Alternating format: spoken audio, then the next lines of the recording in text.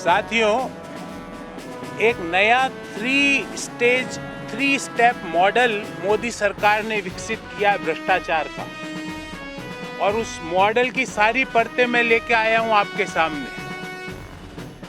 देश में 75% बिजली का उत्पादन कोयला आधारित जो बिजली घर है वो करते हैं। तो अगर हमारे देश में अगर 100 यूनिट बिजली मान लो बनती है, तो 75 यूनिट बनाती है कोयला आधारित जो बिजली घर है वो। मोदी सरकार ने इन कोयला आधारित बिजली घरों को सबसे पहले बोला कि आपको 10% कोयला इंपोर्टेड खरीदना पड़ेगा, क्योंकि जब तक इंपोर्टेड कोयला ब्लेंड नहीं होगा, मिक्स नहीं होगा, अच्छी बिजली नहीं उत्पन्न होगी। ये मैं नहीं कह रहा, सरकार ने ऐसा नोटिफिकेशन निकाला। ये तो हुआ स्टेप नंबर 1 कि पहले 10% कोयला बाहर से मंगाने की एक नेसेसरी कंडीशन जोड़ दी जाए। स्टेप नंबर 2 आता है। फिर स्टेप नंबर 2 के तहत 2.416 मिलियन टन अर्थात लगभग 2.5 मिलियन टन इंपोर्ट करने का जो कॉन्ट्रैक्ट है, जो ठेका है, 2.5 मिलियन टन कोयला इंपोर्ट करने का ठेका। कोई गैस करने की जरूरत नहीं है, देश को सबको पता है कि वो अडानी को ही मिला होगा। तो स्टेप नंबर 1 में पहले कोयला आधारित बिजली घरों को बोलो कि 10% कोयला बाहर से इंपोर्ट करके लाना है, देशी कोयला नहीं चलेगा। स्टेप नंबर 2 में लगभग 2.5 मिलियन टन कोयला इंपोर्ट करने का कॉन्ट्रैक्ट सरकार दे देती है अडानी एंटरप्राइजेज लिमिटेड को। और यहाँ पे ये चीज एक महत्वपूर्ण पॉइंट आपके सामने रखना चाहता हूँ कि जो इंपोर्ट करने का जो ठेका है अडानी को दिया जाता है 16,700 रुपया प्रति टन कोयला, जबकि जो देशी जो डोमेस्टिक कोल सप्लायर है वो 1700 से 2000 पर टन में कोयला सप्लाई कर देंगे। पर यहाँ पे अडानी को ठेका दिया जाता है 16,700 रुपया प्रति टन। अब स्टेप नंबर 3, ये जो देश के जो कोल आधारित कोयला घर जो बिजली बनाने वाले संयंत्र लगा के बैठे हैं, वो आज इंपोर्टेड कोयला अडानी एंटरप्राइजेज लिमिटेड से जो देशी कोयला उससे 7 से 10 गुना दाम पे खरीद रहे हैं। नतीजा क्या हुआ इस 3 स्टेप मॉडल का कि आपको, मुझे, उद्योगों को जो कोयले से बिजली बन रही है, क्योंकि 75% बिजली देश में कोयला से आ रही है, उसके भाव आने वाले समय में बढ़ जाएंगे।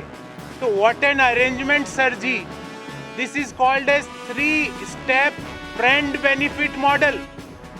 कि आप पहले कोयला पर जो कोयले पर आधारित बिजली संयंत्र है, जो भले निजी क्षेत्र में हो या सरकारी उपक्रम हो, उनको बोलो 10% विदेशी आयातित कोयला लाना पड़ेगा।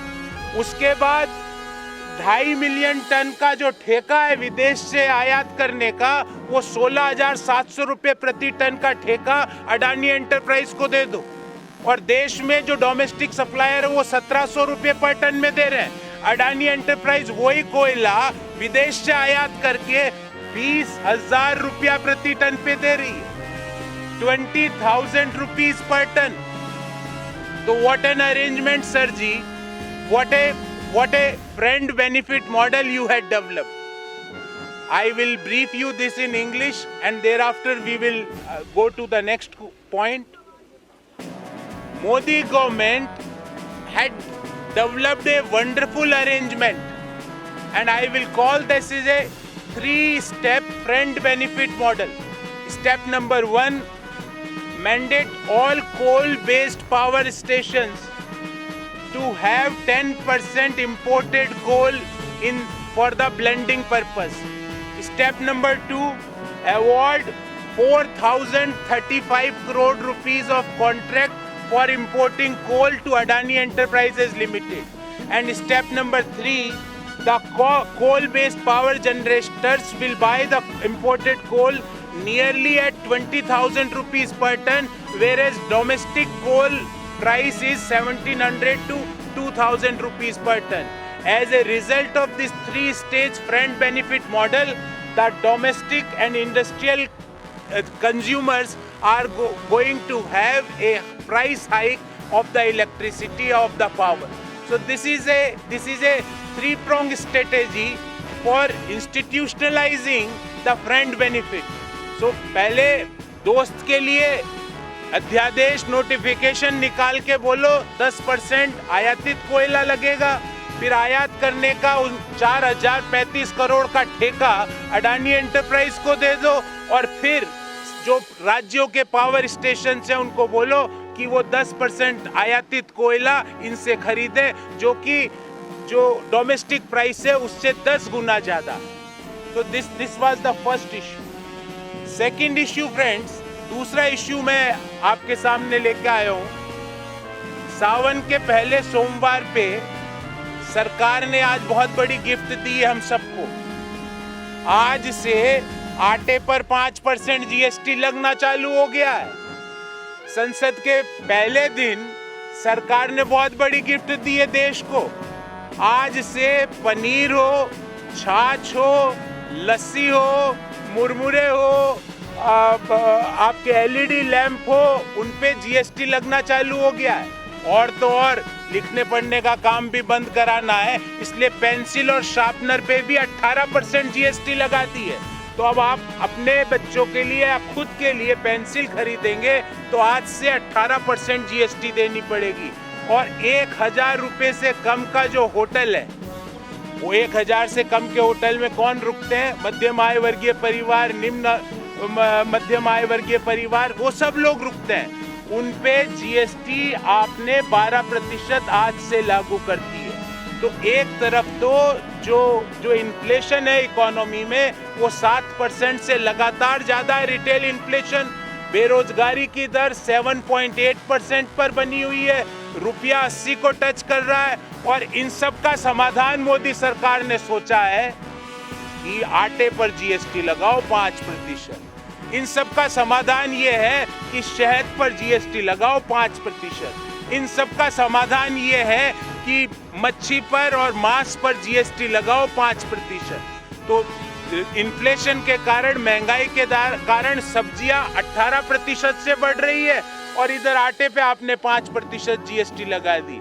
तो अब थाली में से रोटी गई आटे पे जीएसटी लगाने के कारण, सब्जियां पहले ही नदारद हो चुकी है। और ये सावन के पहले सोमवार की मोदी सरकार की गिफ्ट है।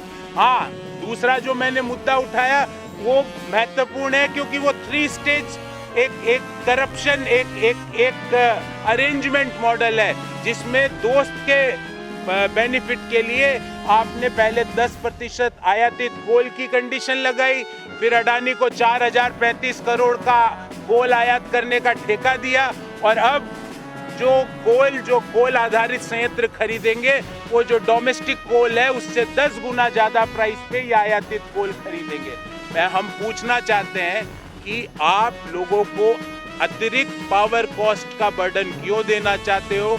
आप लोगों को आटा पे जीएसटी लगाने का आपका क्या मॉडल है? जब देश में इन्फ्लेशन पीक पर हो, जब देश में बेरोजगारी पीक पर हो, जब देश का रुपया लगातार गिर रहा हो, उस समय आटे पर जीएसटी लगाने का क्या तुक है? सो ये 2 मुद्दे लेकर हम आपके सामने आए थे।